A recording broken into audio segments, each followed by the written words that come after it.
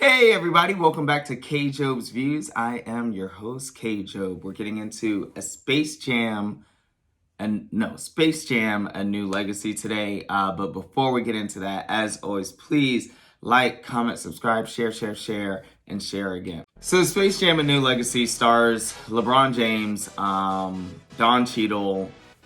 I don't know who plays the kid. Probably should have looked that up. And a lot of Looney Tunes characters. The young man's name is Cedric Joe. I mean, it's very important to list him because, as you'll hear later, he was probably one of the better actors in the movie. So I'm gonna have to give this movie a hard C. It's like they received the assignment to make a movie sequel, and they did that, but they were like, we don't really need a good premise, and we're not gonna force King James to be a good actor.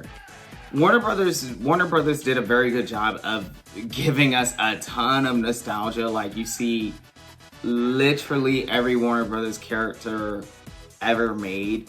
If you search through the basketball scene crowd enough. And they do this when they're getting the Looney Tunes characters.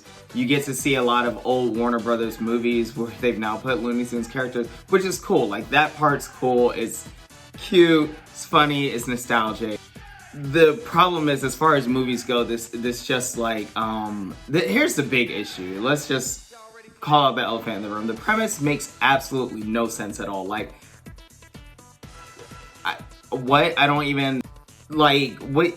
who thought, so there's an algorithm that did anyone create it? Like, what's going, and then it's like, why is the algorithm so mad? Like, what are you so mad about? You know, and what did it hope to accomplish? It didn't make sense. And how is the algorithm sending emails to Sarah Silverman and she's just accepting it? I mean, I get it, the idea like white people just sit there and wait for someone else to do the work. Ha ha ha, I get the joke. But it just didn't, I don't think anyone understood why an algorithm sitting in a server is so angry and is pulling LeBron James into some scheme that's supposed to make him important.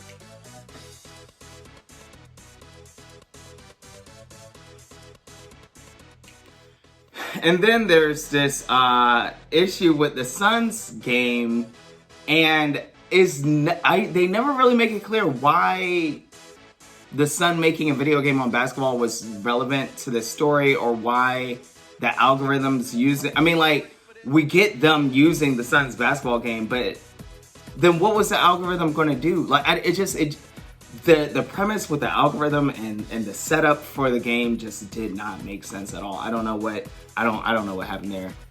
And you know, we can't let you get away with this, King James. Like, you are arguably one of the greatest of all time in the sport of basketball. You're one of the greatest of all time athletes. You are not for acting. This was horrible acting. Like, I really wanted the kid. I didn't understand.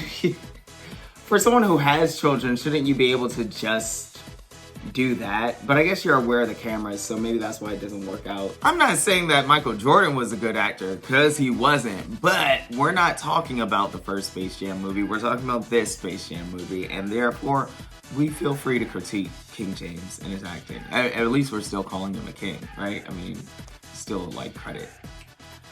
Bottom line is, if you ignore the premise or lack thereof, and if you ignore LeBron James acting, you actually do have a pretty decent movie filled with some nostalgic stuff, some funny lines here and there, and it kind of reminded me of the NBA Jams, I think it was, or Hot Shots. What was the name of that game? I think it was called NBA Jam, that we used to play. He's on fire! Like, I know that's what obviously Space Jam reminded us of, the original Space Jam, but this was more so of that. This was like, I guess, like, well, the new legacy. So realistically, in that vein, it does make sense in terms of sequels. But yeah, I'm giving it a hard C. As always, like, comment, subscribe, share again, and thank you all for tuning in.